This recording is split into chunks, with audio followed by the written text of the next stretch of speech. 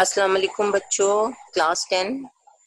Today we are going to start our lecture of chapter number 3 and the topic is Indus Water Treaty. Indus Water Treaty क्या है? सिंध तास मुआहदा।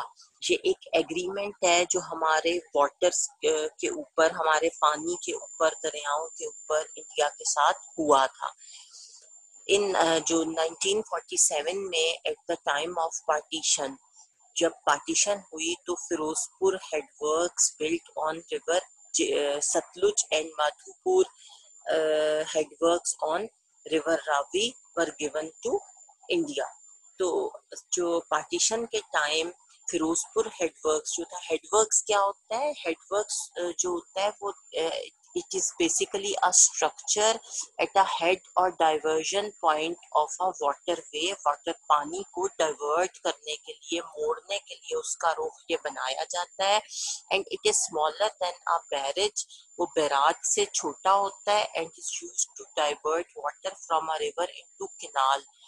दरियाओं के पानी को canal में लाने के लिए ये डाइवर्जन लगाई जाती है, और या फिर from a larger canal into a smaller canal, या फिर बड़ी नहरों से छोटी नहरों में पानी लाने के लिए ये हेडवर्क्स जो है वो कायम किए जाते हैं। इन 1947 eight the time of partition जो हेडवर्क्स था फिरोजपुर, वो दरियाए सतलुज पर बनाया गया था, और दरियाए रावी पर जो हेडवर्क था that was Madhopur, it was given to India, वो इंडिया को दे दिया गया। This was despite the fact that the canals emerging from them irrigating a vast area of Pakistan, और it was a fact, ये हकीकत थी कि जो कैनाल्स थी जो इन में से इमर्ज कर रही थी, निकल रही थी हेडवर्क से, और वो पाकिस्तान के एक बहुत बड़े एरिया को देवर इरिगेटेड, पानी जो था वो उनका वो सैराब कर रही थी, पानी पहुंचा रही थी। और इंडिया जो था, it had stopped the water flowing from these canals under the plans, और with some plans India stopped the flowing of these canals. जो इंडिया ने उन दरियाओं का पानी जो था वो रोक लिया था, बंद कर दिया था। तो दैट इज द रीजन के जो वाटर डिस्प्यूट था बिटवीन द टू कंट्रीज वो एराइज हुआ। इस वजह से कि इंडिया ने पानी बंद कर दिया था पाकिस्तान का, water dispute Pakistan and in between Pakistan and India arose. And to solve this issue, इस इशू को सॉल्व करने के लिए with the cooperation of the World Bank जो था आलमी जो इदारा था, जो उसके ताउन से, जो हमारा आलमी बैंक था उसके कोऑपरेशन से 1960 में पाकिस्तान और इंडिया के दरमियान एक एग्रीमेंट हुआ, और इस एग्रीमेंट को इंडस वाटर ट्रीटी के नाम से हम याद करते हैं। And according to this treaty, ये बहुत इम्पोर्टेंट एग्रीमेंट था, this was a very important treaty, this was a very important agreement. और इस एग्रीमेंट की वजह से 3 वेस्टर्न रिवर्स जो थे सब कॉन्टिनेंट के, इंडिया के, जो कि इंडस, झेलम और चेनाब थे, वो पाकिस्तान को के हिस्से में आ गए, पाकिस्तान को मिल गए। वाइल 3 ईस्टर्न रिवर्स जो थे Ravi, Sutlej and Beas went to India, वो इंडिया के पास चले गए। तो पाकिस्तान के पास कौन से रिवर्स रह गए? Indus, Jhelum and Chenab. And India got the Ravi, Sutlej and Beas. ठीक है, अब इंडस वाटर ट्रीटी हम पढ़ेंगे। With 3 eastern rivers going into the custody of Pakistan, the availability of water from these rivers was no more possible. और जाहिर है it was not possible for Pakistan to get the water from those rivers which were in the custody of India. जो India के पास थे उनसे हमें पानी हासिल ना हो सका। And to overcome this scarcity, और इस पानी की कमी को पूरा करने के लिए एक बहुत बड़ा एरिया जो था, एक बहुत बड़ा इरिगेशनल प्लान जो था, इट वाज डेवलप्ड। एक बहुत बड़ा इरिगेशनल प्लान बनाया गया दरियाओं को जमीनों को सैराब करने के लिए आबाशी का एक बहुत बड़ा प्लान जो था वो बनाया गया, और इसको हम इंडस वाटर प्लान बोलते हैं। इस प्लान को इंडस वाटर प्लान कहा जाता है। And according to this plan, under this plan 2 बड़े डैम्स, 6 बैराजेस और 7 लिंक कैनाल्स जो थी वो बनाई गई। ठीक है जी, 2 डैम, 6 बैराज और 7 लिंक कैनाल्स जो थी वो इस प्लान के अंडर बनाई गई, ताकि हम अपनी फसलों को irrigate कर सकें। And these canals helped in providing water from the western rivers to the eastern rivers. और ये canals जो थी, लिंक canals, इन्होंने help किया कि वो provide करें water from the western rivers to the eastern rivers, कि वो जो मगरबी दरियात रिवर थे उनका पानी जो था वो ईस्टर्न रिवर्स को मुंतकिल करें। क्लियर? ठीक हो गया बेटा? उसके बाद this helped to provide irrigation to the lands formerly being irrigated by the eastern rivers। और ये जो इन कैनाल्स ने हेल्प किया कि वो प्रोवाइड करें पानी की सप्लाई को, उन लैंड्स को, उन ज़मीनों को पानी प्रोवाइड करें जो कि पहले इरिगेट होते थे ईस्टर्न रिवर्स से। और जाहिर है वो रिवर्स जो थे वो अब हमारे पास नहीं रहे थे, इंडिया के पास थे। और तरबेला और डैम और river Indus and Mangla dam जो था वो रिवर झेलम के ऊपर जो था वो इस पार्ट का प्लान था। ठीक है जी, जो इंडस वाटर प्लान था उसका हिस्सा थे। उसके बाद हमारी लिंक कैनाल्स जो हैं वो under Indus water plan 7 link canals जो थी these were built, 7 link canals बनाई गई। And the total length is nearly 590 kilometres, और इनकी टोटल लेंथ 590 किलोमीटर है। और ये क्वेश्चन आपका बहुत आता है एमसीक्यूज में कि लिंक कैनाल्स की टोटल लेंथ क्या है। तो टोटल लेंथ जो है लिंक कैनाल की वो 590 किलोमीटर है। इसको प्लीज आप लोग अंडरलाइन कर लें, ये क्वेश्चन बहुत आता है। और नाम क्या है इन कैनाल्स के, ये मैं आपको बता देती हूँ। रसूल कादराबाद, कादराबाद बल्लोकी सुलेमान की, त्रिमून संधाई मेलेसी बहावल, तौनसा पंजनद और चश्मा झेलम। ये 7 कैनाल्स हैं जो कि इंडस वाटर प्लान के थ्रू बनाई गई थी, और पानी की सप्लाई को बेहतर करने का जो था वो जरिया वो प्रूव हुई थी। अब हमने पढ़ना है production and distribution of major crops. Production and distribution of major crops.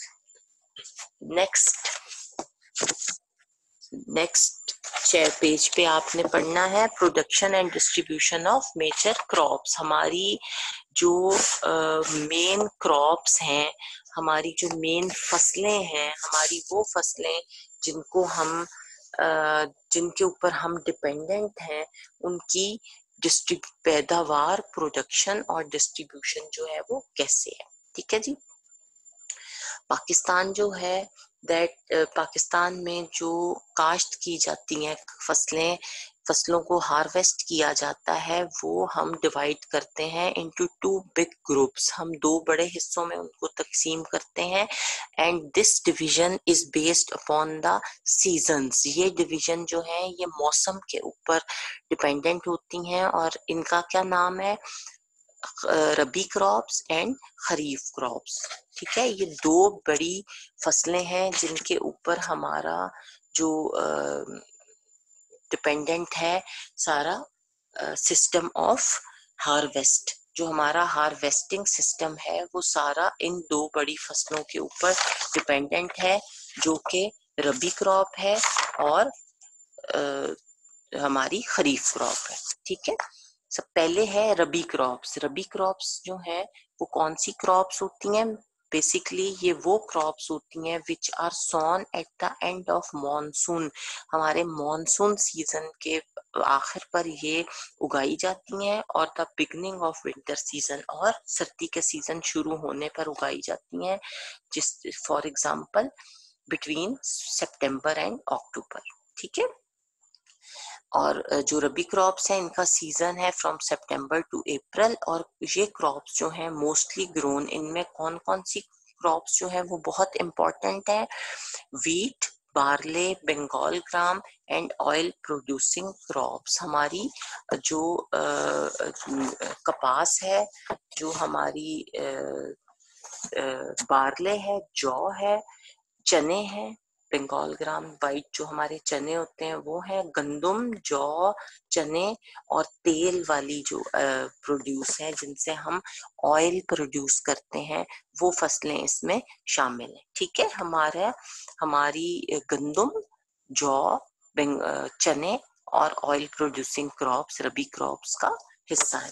उसके बाद खरीफ क्रॉप्स जो है वो कौन सी होती हैं, these are sown at the beginning of the rainy season, for example between April and May. ये जब बारिशों का सीजन होता है तो हम खरीफ क्रॉप्स को ग्रो करते हैं बिटवीन, इसका मेन पीरियड कौन सा होता है, बिटवीन अप्रैल एंड मई। ठीक है। जो सीजन है खरीफ क्रॉप्स का वो अप्रैल टू अक्टूबर है, और it's important crops are rice, maize, cotton, sugarcane, sorghum and millet. ठीक है। और इन कौन कौन सी क्रॉप्स इसके अंडर आती हैं जो हमारे लिए बहुत इम्पोर्टेंट हैं, इनके ऊपर हम डिपेंडेंट होते हैं, हम ये कैश क्रॉप्स भी हम इनको कहते हैं, हम इनको बेचते भी हैं और हम अपने मुल्क में भी यूज करते हैं। इसमें चावल है, और जो हमारा मेज है जिसे हम मकई बोलते हैं, मकई, कॉटन, जिससे हमारा कपास, गन्ना, ज्वार और बाजरा जो है ये इसकी इम्पोर्टेंट फसलें हैं। ठीक है। अब जो हमारी इम्पोर्टेंट, चूंकि we are an agricultural country, हम एग्रीकल्चरल कंट्री हैं, इसलिए हम बेसिकली बहुत ज्यादा डिपेंडेंट हैं upon the production of crops. हम क्रॉप्स की जो प्रोडक्शन है, उसकी पैदावार है, उस पर बहुत ज्यादा डिपेंडेंट है। तो सबसे बड़ी हमारी जो फसल है दैट इज वीट, वो हमारी गंदुम है। जो गंदुम है वो हमारे मुल्क की बहुत बड़ी फसल है, और wheat is the most important grain and rabi crop of Pakistan. ठीक है। और it is grown in various kinds of soil. ये बहुत तरह की सॉइल जो है, मिट्टी जो है, उसमें बोई जा सकती है, और द मोस्ट बेनिफिशियल सॉइल जो होती है, जो बहुत ज्यादा सॉइल हेल्पफुल होती है, फायदामंद होती है वीट की फसल के लिए, गंदम की फसल के लिए, और उसके कंपोनेंट्स जो होते हैं उसको बहुत ज्यादा वो हेल्प करते हैं, बहुत ज्यादा उसको फायदा देते हैं, बहुत ज्यादा वो हेल्प लेती है उनसे। वो होती है black earth and a certain amount of sand and lime. वो ब्लैक अर्थ जमीन है, ये जमीन का सॉइल का नाम है बेसिकली। इसे चिकनी मीरा जमीन बोलते हैं, और ये एक मिट्टी की काइंड है जिसको हम चिरनोजेम भी बोलते हैं, और ये बहुत रिच होती है, बहुत फर्टाइल होती है, और ये प्रोड्यूस कर सकती है हाई एग्रीकल्चरल फील्ड्स।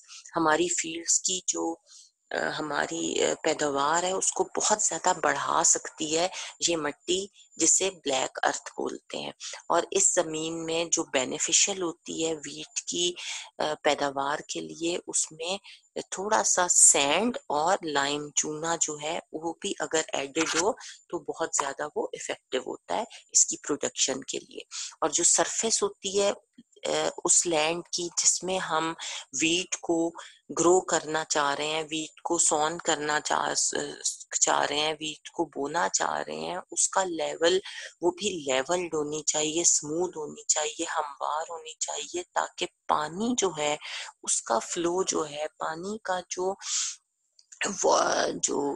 उसके अंदर पानी का जो फै, फै, फैलना है, पानी की जो फ्लो है वो बहुत ज्यादा स्मूथ होना चाहिए, ताकि पानी जो है वो किसी मदाखलत के बगैर सारे खेत को वो मिल सके, सारी जमीन को मिल सके।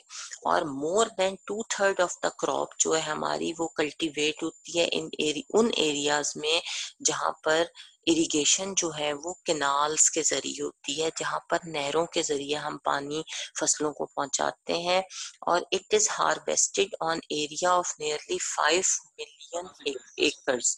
और ये तकरीबन 2/3 जो हमारी फसलें इस पर काश होती हैं।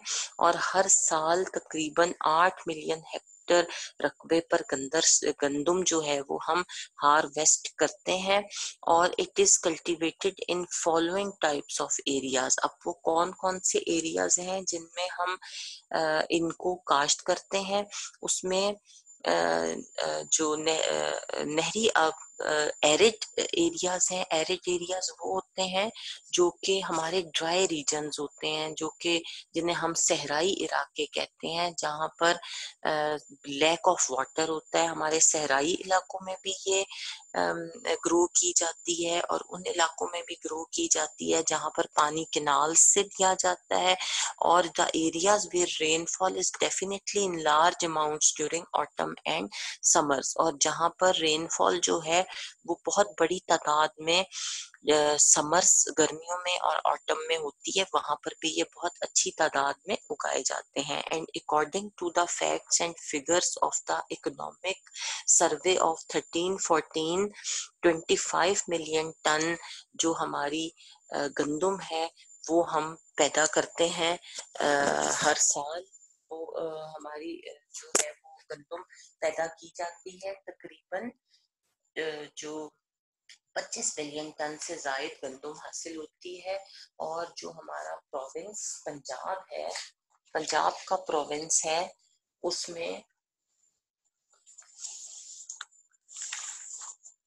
जो हमारा प्रोविंस ऑफ पंजाब है, पंजाब के प्रोविंस में तकरीबन हमारे पास जो है वो इस सर्वे के मुताबिक जो हमारा पंजाब में मुल्तान, साहिवाल, फैसलाबाद, सरगोदा, मुजफ्फरगढ़, झंग, बहावलपुर और डेरा गाजी खान, सूबा सिंध में सक्खर, हैदराबाद, नवाबशाह और खैरपुर, और सूबा खैबर पख्तूनख्वा केपी के जो है उसमें डेरा इस्माइल खान, पेशावर, बन्नू, चारसद्दा, मर्दान, और सूबा बलूचिस्तान और में नसीराबाद, खुजदार, लौरालाई और कलात पाकिस्तान में गंदम की पैदावार के अहम इलाके हैं।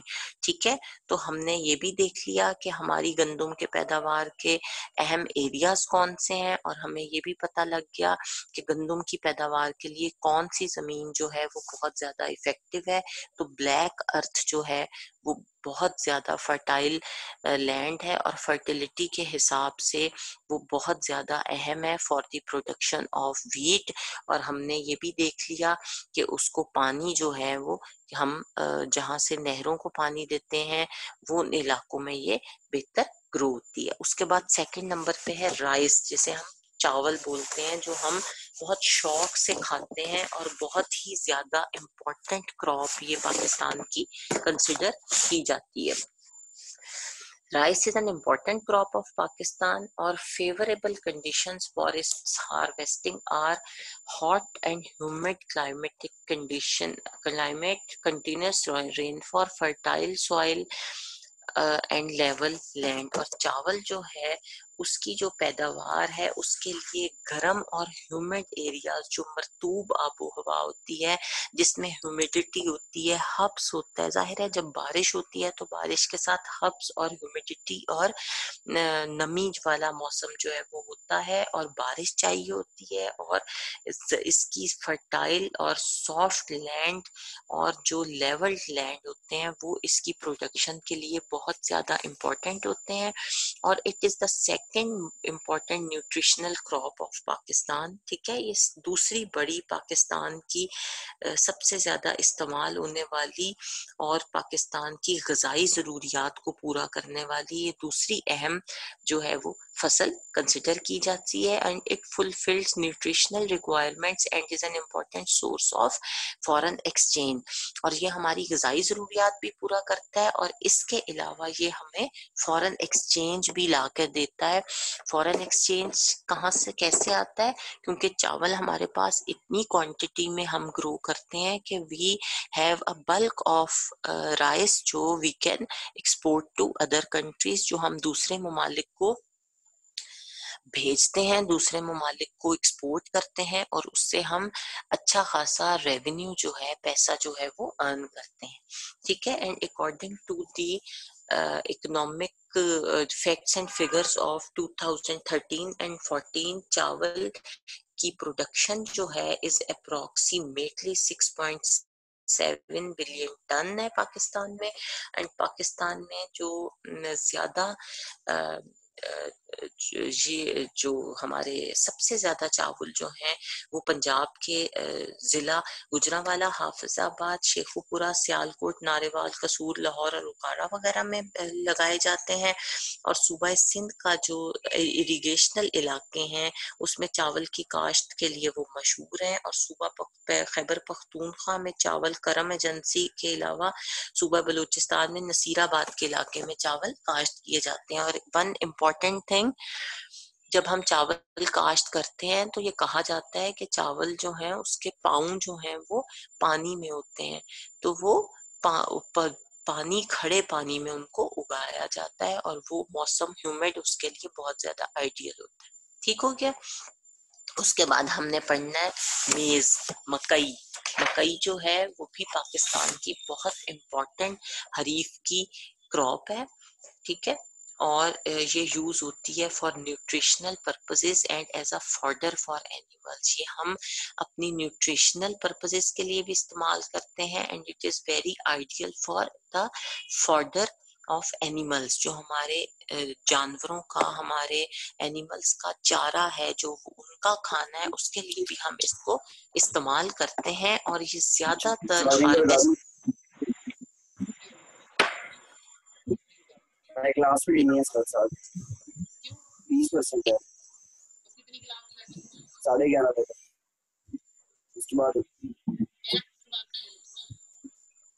और ये हार्वेस्ट की जाती है into following areas: plains of Kohistan, plains of Peshawar and Mardan, Pakpattan, Sahiwal, Faisalabad, Sargodha, Muzaffargarh, Jhang, Bahawalpur, Dera Ghazi Khan, Okara Punjab में। ये इसके लिए बहुत ज्यादा आइडियल इलाके हैं। और हम इसको कॉर्न को कहाँ यूज कर सकते हैं? हम इससे कॉर्न ऑयल बनाते हैं, कस्टर्ड पाउडर और पॉपकॉर्न और जेली वगैरह इससे बनाई जाती है। And according to the facts and figures of 2013-14, Pakistan में कॉर्न की जो एनुअल प्रोडक्शन है वो 4.5 बिलियन टन है।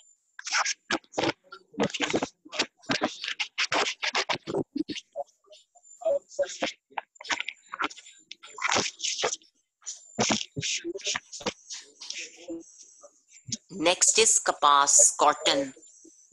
कॉटन जो है वो भी हमारी इम्पोर्टेंट जो खरीफ क्रॉप है, खरीफ की ये बहुत इम्पोर्टेंट क्रॉप है। जिसे हम कपास बोलते हैं, कॉटन बोलते हैं। It is harvested in the Indus valley since 3000 BC। और ये वादी सिंध में 3000 BC से ये इसकी काश्त जारी है। और fertile soil and good drainage is very suitable for its harvesting.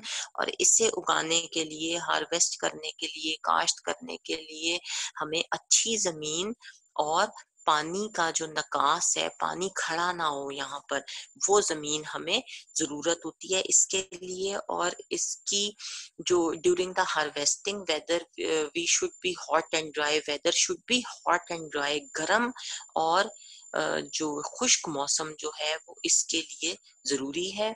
और on more than 80% areas American cotton is grown. ठीक है जी, 80% इलाके से ज्यादा इस पर अमेरिकन कॉटन हम ग्रो करते हैं। और हमारा जो अमूमन अक्टूबर से दिसंबर तक इसकी जो है काश्त जारी रहती है, और कपास के जो अंडर कल्टीवेशन एरियाज हैं उनका तकरीबन 3/4, जिसे हम थ्री फोर्थ कहते हैं, वो उसका हिस्सा जो है वो पंजाब से हासिल होता है, और बाकी की जो है वो दूसरे सूबों से हासिल होती है। मीन्स के पंजाब आइडियल है फॉर दी प्रोडक्शन ऑफ कपास, और उसके बाद बाकी दूसरे सूबों से भी ये हासिल होती है। और कपास की जो फसल है उससे कपड़े बनते हैं, और बनास्पति जो हमारा घी है उसकी सनदों के लिए भी ये as a raw material use होता है। आपको पता है हम कॉटन बहुत शौक से, पाकिस्तानी लोग जो है वो कॉटन यूज करते हैं अपने फैब्रिक्स में, क्योंकि since Pakistan is a hot country, बहुत गर्मी होती है यहाँ पर, तो पाकिस्तान के लोग जो हैं वो कॉटन को बहुत ज्यादा शौक से पहनते हैं और प्रिफर करते हैं समर्स में, और बहुत ज्यादा इससे फायदा हासिल करते हैं। ठीक हो गया बेटा। और इसकी जो प्रोडक्शन के इम्पोर्टेंट एरियाज हैं वो डेरा गाजी खान, मुजफ्फरगढ़, जंग, बहावलपुर, मुल्तान, फैसलाबाद, सरगोदा पंजाब में है। फिर सिंध में ठट्ठा बदीन वगैरह है, खैबर पख्तूनख्वा में डेरा इस्माइल खान, बन्नू बलूचिस्तान में नसीराबाद और जाफराबाद वगैरह। ठीक है जी। और according to the facts and figures जो हैं उसके मुताबिक पाकिस्तान में कपास की कुल जो एनुअल प्रोडक्शन है वो 12.18 मिलियन गांठें जो हैं वो हम पैदा करते हैं। ठीक है। उसके बाद है शुगर केन। शुगर केन गन्ने को बोलते हैं। ये भी एक बहुत इम्पोर्टेंट कैश क्रॉप है खरीफ की, और it is the biggest source of obtaining sugar. इससे हम चीनी हासिल करते हैं। It's growing requires excellent land and large quantity of water. ठीक है। बहुत अच्छी जमीन और बहुत ज्यादा पानी तादाद में चाहिए होता है, और ड्राई वेदर और विंटर्स जो हैं वो हार्मफुल हैं इसकी हार्वेस्टिंग के लिए, because it requires plenty of water. और शुगर केन फील्ड्स जो हैं वो are usually found in those areas where the irrigation system is very good. जहाँ अच्छा इरिगेशन सिस्टम है वहाँ हम उस इन एरियाज को इन इसको ग्रो कर सकते हैं, हार्वेस्ट कर सकते हैं। And according to the facts and figures of 2013 and 14, Pakistan में शुगर केन की कुल सालाना पैदावार 66.5 मिलियन टन है। और पंजाब के जो हमारे मैदानी इलाके हैं, पंजाब के जो हमारे मैदानी नहरी इलाकों के अलावा केपीके में पेशावर और मर्दान के जो डिस्ट्रिक्ट्स हैं उसमें भी वो भी इस फसल की काश्त के लिए बहुत ज्यादा मशहूर है, बहुत ज्यादा वो इम्पोर्टेंट कंसिडर किए जाते हैं। उसके बाद है हमारा टोबैको। टोबैको जिसे हम तंबाकू बोलते हैं, ये हमारी एक सोर्स है रॉ मटेरियल की for the cigarette manufacturing industry. हमारी जो सिगरेट बनाने की सनत है उसमें हम टोबैको को बहुत ज्यादा यूज करते हैं, और ये रॉ मटेरियल प्रोवाइड करती है जो हमारी सिगरेट की सनत को। और इसकी ग्रोइंग जो है it requires very fertile soil, बहुत जरखेज जमीन रिक्वायर होती है इसकी काश्त के लिए, और it is mostly harvested with the help of irrigation. और ये आम तौर पर पानी की जो इरिगेशन है उसकी मदद से काश्त किया जाता है। इसको बहुत ज्यादा इरिगेशन की पानी की जरूरत होती है, और it require fertilisers in large amount, और इसको बहुत बड़ी तादाद में खाद की भी जरूरत होती है, फर्टिलाइजर की भी बहुत जरूरत होती है। और जो to some extent tobacco is sown in each district of Pakistan.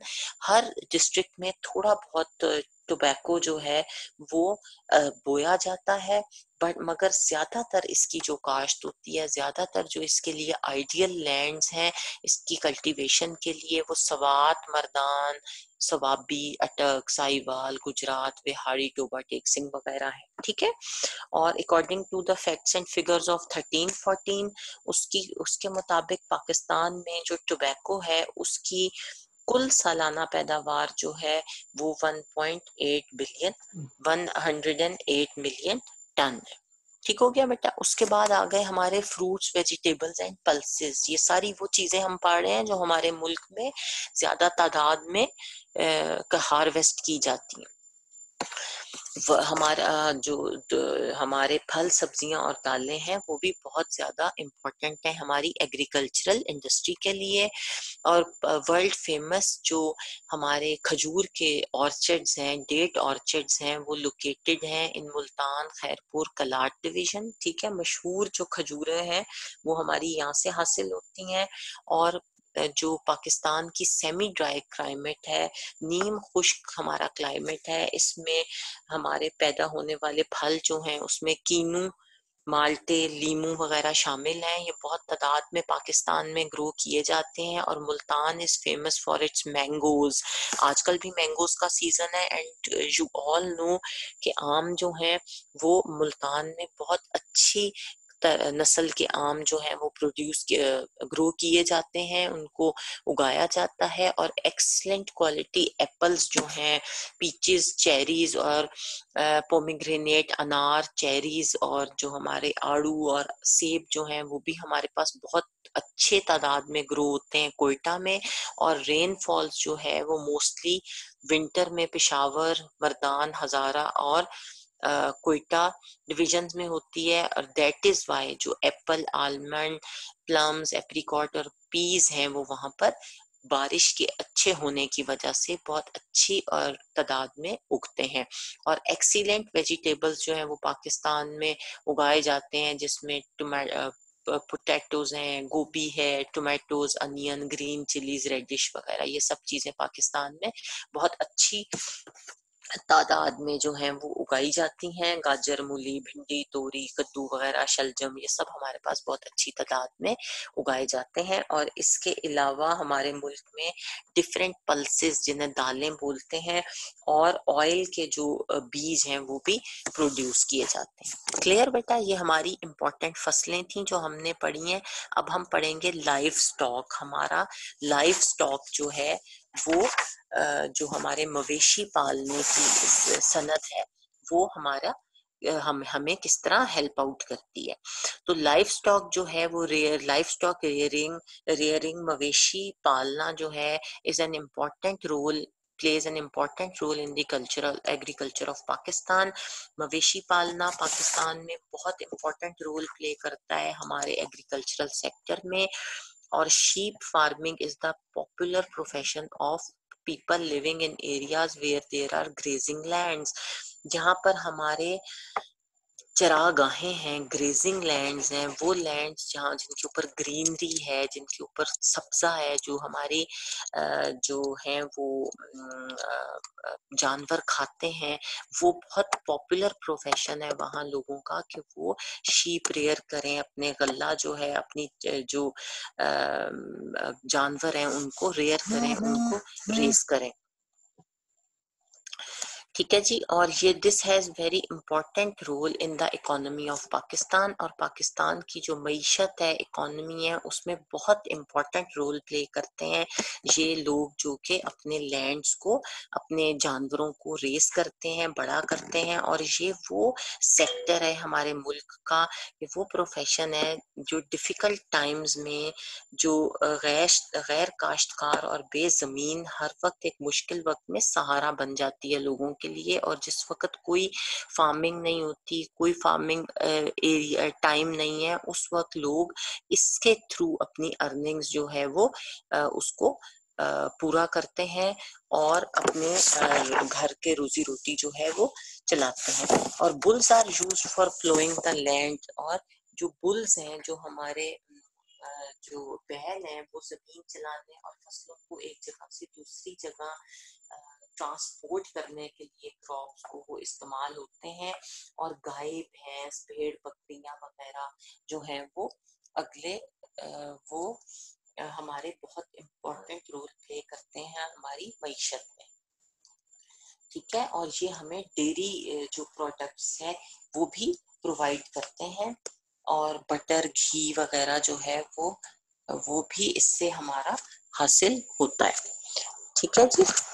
और हमारे जो घी बटर वगैरह गोश्त वो भी हम इनसे हासिल करते हैं, और इनकी जो हाइड्स हैं वो यूज होती हैं फॉर मैन्युफैक्चरिंग लेदर प्रोडक्ट्स। वो हमारी चमड़ा बनाने के लिए इनकी खालें इस्तेमाल होती हैं। और गवर्नमेंट जो है उसने एक यूनिवर्सिटी जो है of veterinary and animal sciences की वो बनाई है, जिस जो तमाम बेस्ड है जानवरों के ऊपर, जानवरों की अफजा के को हेल्दी रखने के लिए एक यूनिवर्सिटी कायम की गई है लाहौर में। और इस इधर मॉडर्न तालीम के जरिए जानवरों की जो सेहत है, जानवरों की जो हेल्थ है, उस पर रिसर्च का काम होता है, और ताकि हम अच्छी नस्ल के और हेल्दी जानवर जो हैं वो हम प्रोड्यूस कर सकें। और हुकूमत जो है उसके और जो उसने स्टेप्स लिए हैं उसके अलावा जो उसमें इंक्लूड है कि हम अच्छी जो नस्ल के जो जानवर हैं वो लें और उनको फिर उनकी रिप्रोडक्शन करें, उनको और उनकी अफजाइश नस्ल करें, उनकी नस्ल को बढ़ाएं, और ट्रेन करें लोगों को कि वो जानवरों के लिए अच्छे प्रोडक्टिव जो है वो लोग बने और जानवरों को अच्छी तरह पालें। और लाइफ स्टॉक और डेयरी की जो इम्पोर्ट है उस पर ड्यूटी जो है वो कम की है गवर्नमेंट ने, तकरीबन खत्म कर दी है, जिसकी वजह से बहुत ज्यादा फायदा जो है वो हमारी लाइफ स्टॉक को पहुंचा है। और 2013-14 के आदादो शुमार जो हैं, फैक्ट्स एंड फिगर्स जो हैं, उसके मुताबिक हमारे मुल्क में 34.6 मिलियन जो हैं वो बफलोज हैं। जो हमारी गोट्स हैं वो 66.6 मिलियन है। भेड़ें जो हैं वो 29.1 मिलियन है। जो हमारी काउज हैं 38 मिलियन है। हमारे कैमल्स 1 मिलियन है। जो हमारे डंकीज हैं, दे ऑल्सो, जो डंकीज होते हैं 4.9 मिलियन है। They also provide a very important they also played a very important role in our agriculture sector। और उसके बाद जो हमारे हॉर्सेज हैं वो 0.4 मिलियन है। ठीक है जी। ये हमने पढ़ लिया है लाइफ स्टॉक, जिसके ऊपर हमारा जो एग्रीकल्चर है वो डिपेंड करता है। इन आज की क्लास के लिए ये हमारा टॉपिक खत्म हो गया है। अब इंशाल्लाह नेक्स्ट क्लास में हम फिशिंग पढ़ेंगे। अल्लाह हाफिज।